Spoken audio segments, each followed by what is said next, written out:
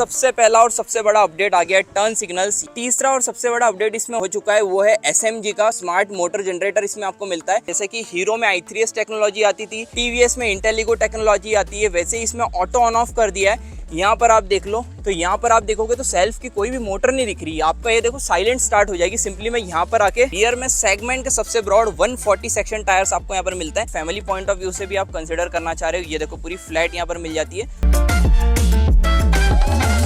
So guys finally आज हम review करने वाले ऑल न्यू यामा FZS हाइब्रिड वेरिएंट जो कि SMG मोटर के साथ आता है।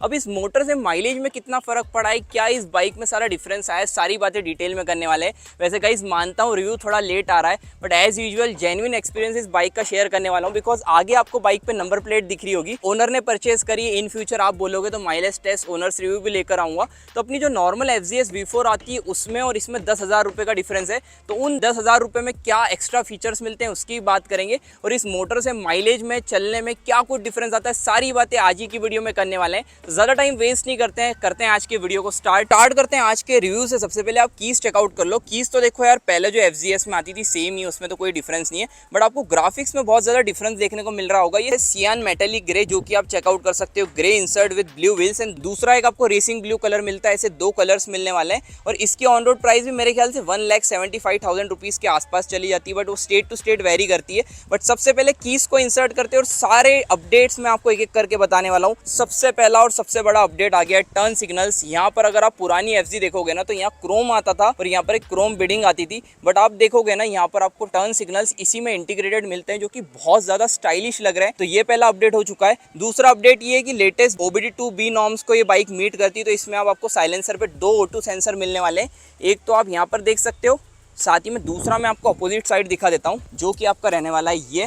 तो ऐसे 2 O2 सेंसर्स अब आपको मिलने वाले हैं। तीसरा और सबसे बड़ा अपडेट इसमें हो चुका है वो है SMG का स्मार्ट मोटर जनरेटर इसमें आपको मिलता है, जो कि साइलेंट स्टार्ट तो करने ही वाला है। और एक तरीके से मैं आपको सिंपल लैंग्वेज में बताऊं तो जैसे कि हीरो में i3s टेक्नोलॉजी आती थी, TVS में इंटेलिगो टेक्नोलॉजी आती है, वैसे ही इसमें ऑटो ऑन ऑफ कर दिया है। यहाँ पर आप देख लो, इसको अगर आप सिंपली ऑन करोगे ऑटो की लाइट यहाँ ब्लिंक होगी। और सीन कैसा है, कहीं भी आप सिग्नल पे राइड कर रहे हो, बंद करने की जरूरत नहीं है, गाड़ी ऑटोमेटिक बंद हो जाएगी। एंड स्टार्ट करनी है तो क्लच दबा के कर सकते हो, जो कि फ्यूल सेविंग में बहुत बढ़िया काम करने वाली है। और ये जो मोटर है ना, वैसे देखो कोई आपके पावर वावर को तो सपोर्ट नहीं करने वाली, बिकॉज इसमें आप देखोगे ना सेल्फ स्टार्ट जनरेटर हट चुका है, जो कि आपके FZS V4 में आता है। तो यहाँ पर आप देखोगे तो सेल्फ की कोई भी मोटर नहीं दिख रही है आपका, ये देखो साइलेंट स्टार्ट हो जाएगी सिंपली। मैं यहाँ पर आके प्रेस करूंगा, ये देखो साइलेंट स्टार्ट हो चुकी है। तो ये एक सबसे बड़ा अपडेट इसमें रहने वाला है। ये आपके क्रैंक शाफ्ट में फिटेड है, तो आपको क्या है ना, डायरेक्टली इंजन को स्टार्ट कर देता है और आपको फ्यूल भी ज़्यादा नहीं लगने वाला है, जिसके कारण ये आपको बहुत बढ़िया माइलेज निकाल कर देने वाली है। अब फ्रंट प्रोफाइल से स्टार्ट करें तो वही एग्रेसिव फ्रंट प्रोफाइल आपको देखने को मिलती है। मतलब यहाँ से तो गाड़ी काफ़ी स्लिम ट्रिम दिखेगी, बट वही अगर आप पीछे से देखोगे ना, ये टैंक इतना ज़्यादा बल्कि दिखता है। और FZS इंडियन मार्केट में इसके बल्कि लुक्स के कारण ही फेमस है। यहाँ पर आपको LED हेडलैम्प्स मिल जाते हैं, हाई बीम लो बीम के साथ। नीचे आपको LED DRLs मिल जाते हैं। कैसे वर्क करते हैं ऑन करके दिखा देता हूँ। तो भाई ये रहने वाला है इसका response, high beam and low beam, कुछ इस टाइप का सेटअप रहने वाला है। साथ ही में नीचे की ओर आते हैं, यहाँ पर आप चेकआउट कर लो, बाइब्रेक के डिस्क आपको इसमें मिलने वाले हैं। तो ओवरऑल ब्रेकिंग से रिलेटेड कोई भी कॉम्प्रोमाइज़ नहीं करना पड़ेगा, बिकॉज यामा की बाइक्स कभी भी ब्रेकिंग के ब्रांड्स में कॉम्प्रोमाइज़ नहीं करती। बाइब्रेक का सिस्टम है, बढ़िया ब्रेकिंग मिलने वाली है। फ्रंट में टेलीस्कोपिक सस्पेंशन आपको मिल जाते हैं, जिसकी 41 mm की ट्रैवल लेंथ है। ट्यूबलेस टायर्स आपको मिलने वाले हैं। सिंगल चैनल ABS के साथ ये बाइक आती है, तो फ्रंट में ही आपको यहाँ पर देखने को मिलने वाला है। रियर में कोई भी आपका ABS का ऑप्शन नहीं है, सिंगल चैनल ABS के साथ आती है। साइड प्रोफाइल की ओर आते हैं, यहाँ से लुक्स चेकआउट कर लो इस बाइक के। यहाँ पर देखेंगे इंजन काउल मिलता है, टैंक का जो कलर है उसी में आपको इंजन काउल मिल जाएगा, जो कि ओवरऑल बाइक को कहीं ना कहीं एक बल्कि लुक प्रोवाइड करती है। 165 mm का ग्राउंड क्लियरेंस मिलने वाला है। और फाइनली इसके इंजन स्पेक्स की ओर बढ़ते हैं। अब आप सब सोच रहे होंगे कि यार इसमें स्मार्ट मोटर आ चुकी है तो माइलेज पे कितना अंतर आ गया और पावर स्पेक्स में कितना डिफरेंस आया। तो मैं आपको बोलना चाहूँगा पावर स्पेक्स सेम है, 12.4 PS की पावर, 13.3 Nm का टॉर्क, वही air cooled fuel injected SOSC engine मिलता है। बट मेनली माइलेज जो बाकी FZ 50 से 55 का देती थी ना, ये अराउंड 60 kmpl तक आराम से आपको निकाल के देने वाली है। बाकी डायमेंशन की बात करें, वेट की बात करें, उसमें कोई भी डिफरेंस नहीं है। और FZS इंडियन मार्केट में उसकी टायर साइज एंड बल्कि लुक्स के कारण फेमस है। फ्रंट में मैं आपको चेकआउट करा देता हूँ, 100 सेक्शन टायर्स मिल जाते हैं 17 इंचेस के। तो फ्रंट के तो 100 सेक्शन ठीक है, बट रियर में सेगमेंट के सबसे ब्रॉड 140 सेक्शन टायर्स आपको यहाँ पर मिलता है। मतलब जो ओवरऑल गाड़ी को लुक देने वाले हैं, स्टेबिलिटी देने वाले हैं, वो नेक्स्ट लेवल है। साथ ही में रियर में भी आपको 240 mm की यहाँ पर डिस्क मिल जाती है और रियर व्हील लिफ्ट प्रोटेक्शन आपको इसमें मिल जाता है। ये आपकी पूरी चेसी रहने वाली है। एग्जॉस्ट आपको कुछ इस टाइप का मिलता है, थंब मैं आपको एक बार और सुना देता हूँ।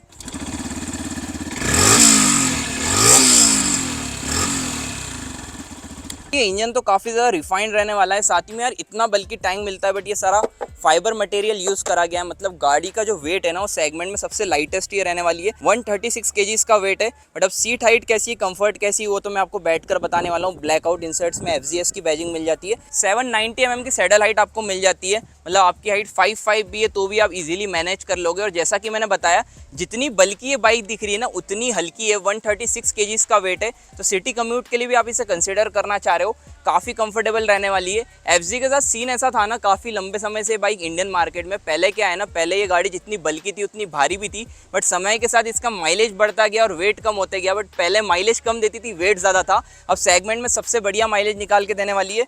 165 mm का ग्राउंड क्लियरेंस आपको मिल जाता है, तो टकराने जैसा भी कोई भी इशू नहीं आएगा। बाकी पूरी ये फ्लैट सीट है। अगर एक बार व्यूअर्स को पास से यहाँ पर दिखाएंगे, ये मतलब कहीं भी आपको हम्प नहीं मिलता है। तो फैमिली पॉइंट ऑफ व्यू से भी आप कंसिडर करना चाह रहे हो, ये देखो पूरी फ्लैट यहाँ पर मिल जाती है। तो कंफर्ट आपको हाईवेज पे नेक्स्ट लेवल मिलने वाला है। आते हैं इस बाइक के रियर प्रोफाइल की ओर। सबसे पहले आप यहाँ से इसके लुक चेकआउट कर लो। मतलब ये LED टेल लैंप्स ओवरऑल काफी बढ़िया लग रहे हैं। मतलब फ्रंट से रियर से बाइक तो बल्कि लगने वाली है। ग्रैब रेल काफी यहाँ पर बड़ा दे दिया है, तो एलियन के लिए है ना, बढ़िया कंफर्ट मिलने वाला है। नंबर प्लेट आपकी यहाँ पर लग जाएगी। टर्न सिग्नल्स आपको मिल जाते हैं LED, जो कि ज्यादा फ्लेक्सिबल तो नहीं है। और जैसा कि मैंने बताया, V4 और इसमें क्या डिफरेंस है वो भी मैं आपको क्विकली गिना देता हूँ। अगर आप V4 ले रहे हो, हाइब्रिड नहीं ले रहे हो, तो उसमें आपको हैजार्ड का ऑप्शन नहीं मिलेगा। दूसरे डिफरेंस की बात करें तो उसमें आपको यहाँ पर सेल्फ की मोटर मिल जाती है, जो कि इसमें नहीं मिलने वाली, बिकॉज इसमें साइलेंट स्टार्ट है। तीसरा और सबसे बड़ा अपडेट रहने वाला है मीटर कंसोल का, उसमें वही एम्प्टी वाली यूनिट आने वाली है। बट फाइनली कंपनी ने अब सुन ली है, हाइब्रिड मॉडल के साथ गियर पोजीशन इंडिकेटर भी आ चुका है। और ये छोटी सी आपको यहाँ पर TFT कलर डिस्प्ले मिलती है 4.2 इंचेस की, जो कि मैं आपको ऑफ करके ऑन करके दिखाता हूँ। तो ये आपको पूरा R15M वाला फील देने वाली है। सारे फीचर्स की बात करते हैं, 13 लीटर का पूरा बल्कि टैंक आपको मिलने वाला है। बेसिक आप V4 देखोगे ना, तो उसमें आपको ब्लू कोर टेक्नोलॉजी तो मिलेगी, बट हाइब्रिड लिखा हुआ नहीं मिलेगा। बट ये हाइब्रिड है, तो यहाँ पर बैजिंग मिलने वाली है। E20 फ्यूल ये आपका सपोर्ट करती है। साथ ही में एक और अपडेट ये है कि अगर मैं आपको ये ओपन करके दिखाऊँ ना, तो ये जो कैप है ना, ये भी आपका R15 V4 वाला डाल दिया है। तो देखो अपडेट्स तो बहुत सारे हुए हैं, बट मेनली मीटर कंसोल के फीचर्स की बात करते हैं। तो यहाँ पर अब कलरफुल डिस्प्ले मिलती है, तो काफ़ी बढ़िया लगने वाली है। साथ ही में यहाँ पर आपका ये किल स्विच रहने वाला है। इसी में आपका इंटीग्रेटेड साइलेंट स्टार्ट का ऑप्शन है, आपका आइडल ऑन ऑफ का ऑप्शन मिल जाता है।